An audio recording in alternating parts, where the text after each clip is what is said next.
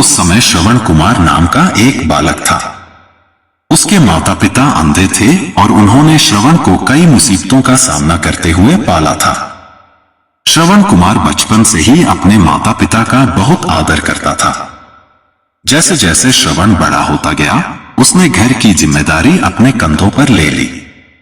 वह रोजाना सुबह उठकर सबसे पहले अपने माता पिता को स्नान कराने के लिए तालाब से पानी भरकर लाता था। इसके बाद वह तुरंत जंगल की ओर लकड़ियां बीनने जाता। फिर लकड़ियां लाने के बाद श्रवण चूल्हा जलाकर माता पिता के लिए खाना बनाता था।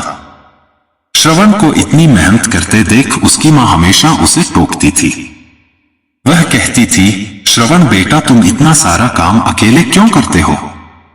खाना तुम मुझे बनाने दिया करो, मैं आसानी से बना लूंगी।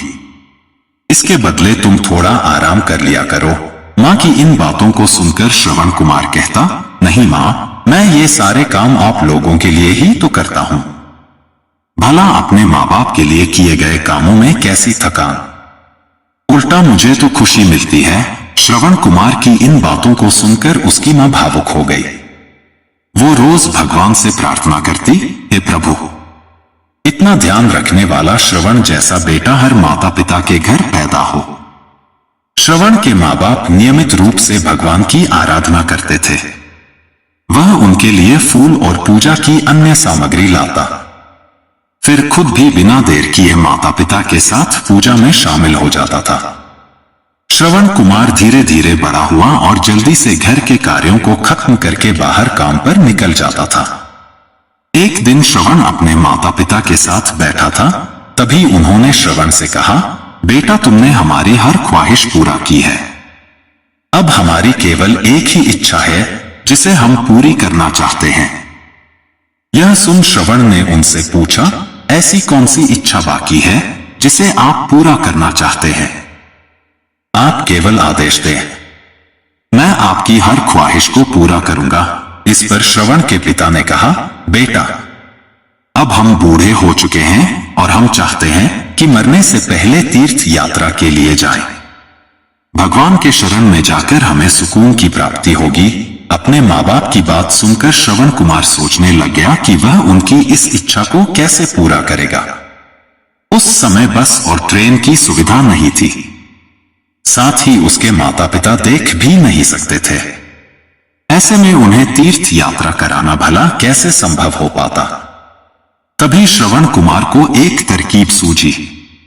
वह तुरंत बाहर गया और वहां से 2 बड़ी टोकरी लेकर आया। उसने उन दोनों टोकरियों को एक मजबूत डंडे में मोटी रस्सी के सहारे लटकाकर एक बड़ा सा तराजू बना लिया। फिर श्रवण कुमार ने उस तराजू में अपने माँ बाप को बारी बारी से गोद में उठाकर बैठा दिया। उसके बाद तराजू को अपने कंधों पर लेकर उन्हें तीर्थ यात्रा पर लेकर निकल पड़ा। वह लगातार कुछ दिनों तक अपने माता पिता को एक के बाद एक सभी पवित्र स्थलों पर घुमाने लगा। इस दौरान श्रवण कुमार ने अपने माता पिता को प्रयाग से लेकर काशी तक के दर्शन कराए। माता पिता को घुमाते समय श्रवण कुमार उन्हें उन जगहों के बारे में भी बताते चलता था, क्योंकि वह आंखों से उस दृश्य को नहीं देख सकते थे। अपनी बेटे की मेहनत को देख उसके माता पिता बहुत खुश थे। उन्होंने एक दिन श्रवण से कहा, बेटा, हम देख नहीं सकते, लेकिन कभी भी हमें इस बात का दुख नहीं हुआ। तुम हमारे लिए हमारी आंखें हो। तुमने हमें जिस तरह सारे पवित्र स्थानों की कथा सुनाकर उनके दर्शन कराए हैं, ऐसा लगता है जैसे कि हमने सच में प्रभु के दर्शन अपनी आंखों से किया हो। अपनी माता पिता की बातें सुनकर श्रवण ने कहा, आप लोग ऐसी बातें न करें। बच्चों के लिए माता पिता कभी भी बोझ नहीं होते। यह तो बच्चों का धर्म होता है। एक दिन श्रवण कुमार आराम करने के लिए अयोध्या के पास अपने माता पिता के साथ रुका। तभी उसकी मां ने पानी पीने की इच्छा जताई। श्रवण को पास में ही एक नदी दिखाई दी। उसने अपने माता पिता से कहा, आप दोनों यहां आराम करें, मैं आप लोगों के लिए अभी पानी लेकर आता हूं। नदी के पास पहुंचकर श्रवण कुमार कमंडल में पानी भरने लगा। उसी जंगल में अयोध्या के राजा दशरथ भी शिकार के लिए पहुंचे थे। पानी में हलचल की आवाज सुनकर उन्हें लगा कि कोई जानवर पानी पीने आया है। उन्होंने बिना देखे केवल ध्वनि सुनकर ही अपना तीर चला दिया। दुर्भाग्य से वह सीधे श्रवण कुमार को लग गया। तीर लगते ही वह चीख पड़ा। श्रवण कुमार की मौत से राजा दशरथ सुन्न पड़ गए। किसी तरह वो श्रवण कुमार के बताए अनुसार जल लेकर उसके माता पिता के पास पहुंचे। श्रवण के माता पिता अपने बेटे की आहट को बखूबी पहचानते थे। जब राजा दशरथ उनके करीब पहुंचे तो उन्होंने आश्चर्य से पूछा, तुम कौन हो और हमारे श्रवण को क्या हुआ? वह क्यों नहीं आया? राजा दशरथ उनके सवालों का जवाब नहीं दे पाए। उन्होंने चुपचाप पानी उनकी तरफ बढ़ा दिया। तभी श्रवण की मां ने चिंतित स्वर में जोर से कहा, तुम कौन हो और मेरा बेटा कहाँ है? ये बताते क्यों नहीं हो? श्रवण की मां की चिंता देखकर राजा दशरथ ने कहा, मां मुझे माफ कर दीजिए। शिकार करने के लिए मैंने जो तीर चलाया था वो सीधे आपके बेटे श्रवण को जा लगा।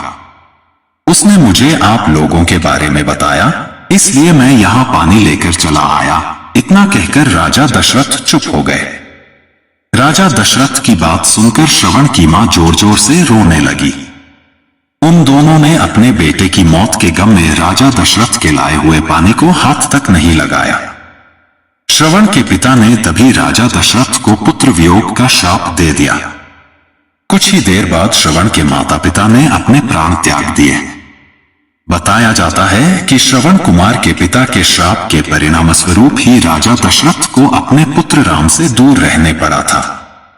राजा दशरथ के इस श्राप को पूरा करने के लिए ही भगवान राम को 14 वर्षों का वनवास हुआ, जिसका माध्यम दशरथ की पत्नी कैकेयी बनी। श्रवण के पिता की ही तरह राजा दशरथ भी अपने बेटे से दूरी को बर्दाश्त नहीं कर पाए और उन्होंने अपने प्राण त्याग दिए।